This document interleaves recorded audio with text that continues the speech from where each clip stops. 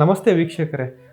July 2026 ಮಿಥುನ ರಾಶಿಯವರಿಗೆ ಈ ತಿಂಗಳು ಯಾವ ರೀತಿ ಫಲಗಳಿದೆ ಅನ್ನೋದನ್ನು ನೋಡ್ತಾ ಹೋಗೋಣ. ಈ ತಿಂಗಳು ಮಿಥುನ ರಾಶಿಯವರಿಗೆ ಶುಭ ಫಲಗಳು ಏನಿದೆ, ಅಶುಭ ಫಲಗಳು ಏನಿದೆ, ಆ ನಂತರದಲ್ಲಿ ಯಾವ ಕ್ಷೇತ್ರಗಳಲ್ಲಿ ಯಾವ ರೀತಿ ಫಲಗಳಿದೆ ಅನ್ನೋದನ್ನು ನೋಡ್ತಾ ಹೋಗೋಣ. ಇದಕ್ಕೂ ತಿಳ್ಕೊಳ್ಳೋಕ್ಕಿಂತ ಮುಂಚೆ ಈ ತಿಂಗಳಲ್ಲಿ ಗ್ರಹಗತಿಗಳು ಬದಲಾವಣೆ, ಯಾವ ರಾಶಿಯಿಂದ ಯಾವ ರಾಶಿಗೆ ಗ್ರಹಗಳು ಬದಲಾವಣೆ ಆಗ್ತಾ ಇದೆ ಅನ್ನೋದನ್ನು ಮೊದಲನೇದಾಗಿ ನೋಡೋಣ. 4ನೇ ತಾರೀಕು ಅಂದರೆ ಜುಲೈ 4ನೇ ತಾರೀಕು ಶುಕ್ರನು ಕರ್ಕಾಟಕ ರಾಶಿಯಿಂದ ಸಿಂಹ ರಾಶಿಗೆ ಪ್ರವೇಶವನ್ನು ಮಾಡ್ತಾನೆ.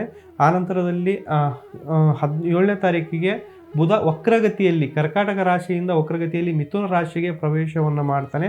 16ನೇ ತಾರೀಕು ಸೂರ್ಯ ಮಿಥುನ ರಾಶಿಯಿಂದ ಕರ್ಕಾಟಕ ರಾಶಿಗೆ ಪ್ರವೇಶವನ್ನು ಮಾಡ್ತಾನೆ. ಆಲ್ರೆಡಿ ಅಲ್ಲಿ ಗುರು ಉಚ್ಚನಾಗಿ ತನ್ನ ಸ್ಥಾನವನ್ನು ಪಡೆದಿದ್ದಾನೆ ಕರ್ಕಾಟಕ ರಾಶಿಯಲ್ಲಿ. ಆನಂತರದಲ್ಲಿ 27ನೇ ತಾರೀಕಿನಿಂದ ಡಿಸೆಂಬರ್ 11ನೇ ತಾರೀಕುವರೆಗೂ ಶನಿ ಕೂಡ ಮೀನ ರಾಶಿಯಲ್ಲಿ ವಕ್ರಗತಿಯಲ್ಲಿ ಸಂಚಾರವನ್ನು ಮಾಡ್ತಾನೆ. ಆನಂತರದಲ್ಲಿ ಕೊನೆಯದಾಗಿ 14ನೇ ತಾರೀಕಿಂದ ಜುಲೈ 14ರಿಂದ ಆಗಸ್ಟ್ 12ನೇ ತಾರೀಕುವರೆಗೂ ಗುರು ಕೂಡ ಅಲ್ಲಿ ಹಸ್ತನಾಗಿರ್ತಾನೆ. ಸೂರ್ಯ ಅಲ್ಲಿ ಪ್ರವೇಶ ಆಗಿರೋದ್ರಿಂದ ಹಸ್ತನಾಗಿರ್ತಾನೆ. ಈ ಎಲ್ಲ ಫಲಗಳಿಂದ ಮಿಥುನ ರಾಶಿಯವರಿಗೆ ಯಾವ ರೀತಿ ಫಲಗಳಿದೆ ಅನ್ನೋದನ್ನು ನೋಡೋಣ. ಮೊದಲನೇದಾಗಿ ಉದ್ಯೋಗ ಮತ್ತು ವ್ಯಾಪಾರದಲ್ಲಿ ಈ ತಿಂಗಳು ಹೆಚ್ಚಿನ ಲಾಭಗಳನ್ನು ಪಡಿತಕ್ಕಂಥ ಚಾನ್ಸಸ್ ಕೂಡ ಇದೆ. ಸೂರ್ಯ ಅಲ್ಲಿ ಬರೋದರಿಂದ ಸೂರ್ಯ ಮಿಥುನ ರಾಶಿಗೆ ಬರೋದರಿಂದ ಬುಧ ಆದಿತ್ಯ ಯೋಗ ಕೂಡ ಆಗುತ್ತೆ. ಆ ನಂತರದಲ್ಲಿ ಸಂಪೂರ್ಣವಾಗಿ ಏನಪ್ಪ ಅಂತಂದರೆ ಅವರಿಗೆ ಮಾಡ್ತಕ್ಕಂತಹ ಕೆಲಸದಲ್ಲೂ ಕೂಡ ಬಡ್ತಿ ಪಡಿತಕ್ಕಂಥದ್ದು ಉದ್ಯೋಗದಲ್ಲಿ, ಆ ನಂತರದಲ್ಲಿ ಅವರಿಗೆ ಗೌರವ ಸಿಗ್ತಕ್ಕಂಥದ್ದು ಕೂಡ ಆಗುತ್ತೆ. ಸ್ವಲ್ಪ ಮೇಲಾಧಿಕಾರಿಗಳಿಂದ ಪ್ರಶಂಸೆ ಕೂಡ ಅವರಿಗೆ ಸಿಗಬಹುದು.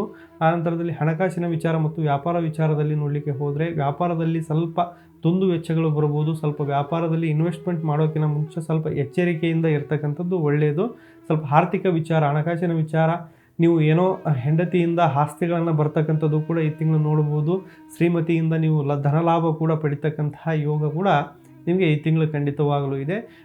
ಕೌಟುಂಬಿಕ ಮತ್ತು ಪ್ರೇಮ ವಿಚಾರ ನೋಡಲಿಕ್ಕೆ ಹೋದರೆ ಕೌಟುಂಬಿಕದಲ್ಲಿ ಸ್ವಲ್ಪ ನಿಮಗೆ ಕಲಹಗಳಾಗ್ತಕ್ಕಂಥದ್ದು ಆಗ್ಬೋದು.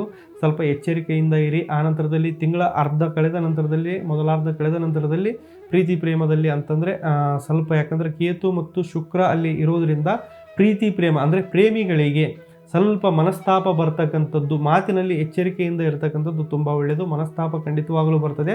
ಅದು ಈ ತಿಂಗಳು ಕಳೆದ ನಂತರದಲ್ಲಿ ಸುಧಾರಣೆ ಕೂಡ ಆಗಬಹುದು. ಹೆಂಡತಿ ಕಡೆಯಿಂದ ಪ್ರಶಂಸೆ ಅಂತೂ ಖಂಡಿತವಾಗಲೂ ನಿಮಗಿದೆ. ಆರೋಗ್ಯದ ವಿಚಾರ ನೋಡಲಿಕ್ಕೆ ಹೋದಾಗ ಆರೋಗ್ಯದಲ್ಲಿ ಸ್ವಲ್ಪ ಏರುಪೇರು ಆಗ್ತಕ್ಕಂಥದ್ದು ಕೂಡ ಇದೆ. ಸ್ವಲ್ಪ ಎಚ್ಚರಿಕೆಯಿಂದ ಇರ್ತಕ್ಕಂಥದ್ದು ಒಳ್ಳೆಯದು.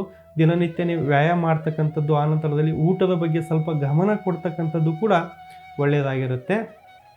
ಹಿರಿಯ ನಾಗರಿಕರಿಗೆ ಸ್ವಲ್ಪ BP ಒತ್ತಡ ಸ್ವಲ್ಪ ಜಾಸ್ತಿ ಆಗ್ಬೋದು.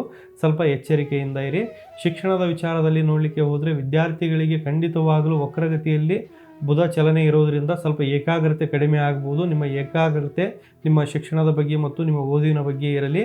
ಸ್ವಲ್ಪ ಈ ತಿಂಗಳು 16ನೇ ತಾರೀಕು ಕಳೆದ ನಂತರದಲ್ಲಿ ಕಾಂಪಿಟೇಟಿವ್ ಎಕ್ಸಾಮ್ ಬರೀಲಿಕ್ಕೂ ಕೂಡ ಉತ್ತಮವಾಗಿದೆ ಮಿಥುನ ರಾಶಿಯವರಿಗೆ. ಆ ನಂತರದಲ್ಲಿ ನಿಮ್ಮ ಏನಾದರೂ ಗ್ರಹಗತಿಗಳು ನಿಮ್ಮ ಆ್ಯಕ್ಟಿವ್ ಆಗಬೇಕು ಅಂತಂದರೆ ನೀವು ಬುಧನನ್ನು ಆ್ಯಕ್ಟಿವ್ ಮಾಡ್ಕೋಬೇಕಾಗುತ್ತೆ. ಬುಧನನ್ನು ಪ್ರತಿ ಬುಧವಾರ ನೀವು ಏನಪ್ಪ ಅಂದರೆ ವಿಷ್ಣು ಸಹಸ್ರನಾಮ ಪಠನೆ ಮಾಡೋದರಿಂದ, ಇಲ್ಲ ಗಣಪತಿಗೆ ಗರಿಕೆ ಹುಲ್ಲನ್ನು ಅರ್ಪಣೆ ಮಾಡೋದರಿಂದ ನಿಮಗೆ ಖಂಡಿತವಾಗಲೂ ಶುಭವಾಗುತ್ತೆ. ಇನ್ನೂ ಏನಾದರೂ ಹೆಚ್ಚಿನ ಮಾಹಿತಿಗಾಗಿ ಈ ಕೆಳಗಡೆ ಕಾಣ್ತಕ್ಕಂತಹ ನಂಬರಿಗೆ ಕರೆ ಮಾಡಿ. ಎಲ್ಲರಿಗೂ ಒಳ್ಳೆಯದಾಗಲಿ. ನಮಸ್ಕಾರ.